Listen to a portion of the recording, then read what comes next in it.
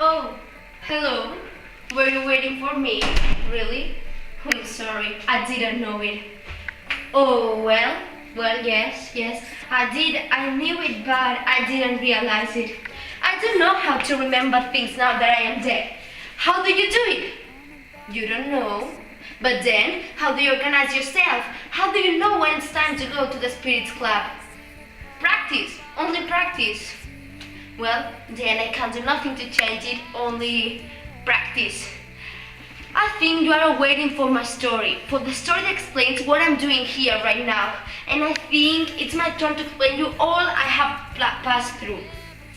You all have explained yours, and I'm the only member on the club that hasn't, so I'm going to start. First of all, I want you to ask you a favor.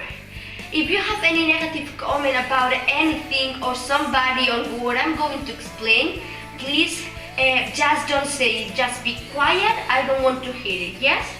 Here we go. All started a few weeks ago when I met Romeo. Oh, Romeo, my darling, where are you right now?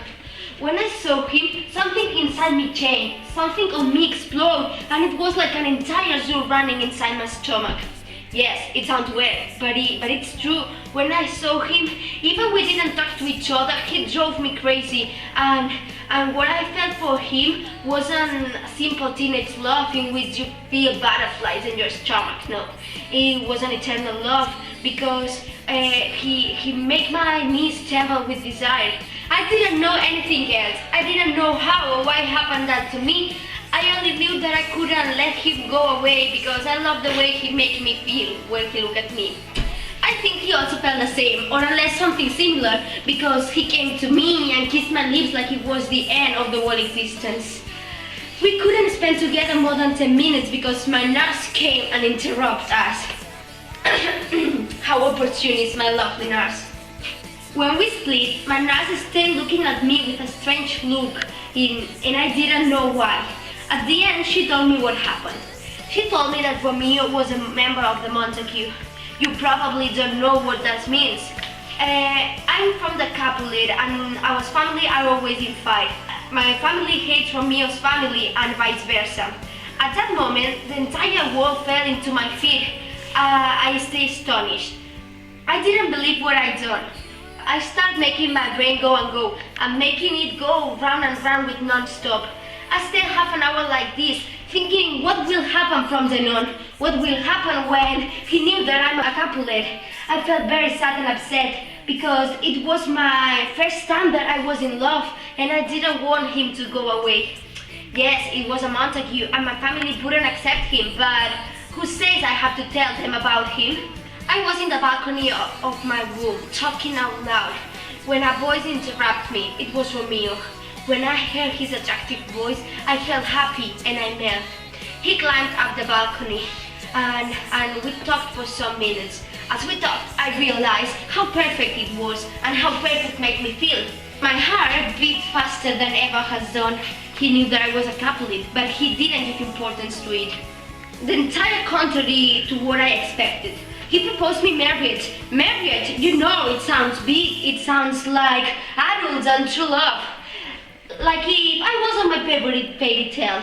I felt so amazed. I didn't expect him proposing me for marriage, and he's doing things I didn't wait for. It was a thing that made bigger the crush I had on him. Yes, I have to admit that on that moment I felt scared. He was all I wanted on that world, but I didn't know him. I didn't know if he was faithful, although my instincts said he was all you can see looking to him. My brain, the one that keeps my intelligence, said I had to take care. But like always, love won the battle. I followed my heart and I accept him as my future husband. The following morning, I sent my nurse, who knew all, to see Romeo and to accord at what hour we will meet. I don't know why, but doing things that have been forgiven have more emotion. You know, forgive something and you will ignite the desire. It's as simple as that. With me, has happened. I cannot have Romeo. I will want Romeo more than ever. I spent 2 days smiling with non-stop, remembering those perfect kisses he gave me on the wedding. But all in life has an end, and I stopped smiling immediately when they told me the news. the news weren't good. Tybalt was dead, my cousin was dead. My husband has killed him. Romeo did it. Why? For revenge him. Tybalt killed his best friend, so Romeo killed him.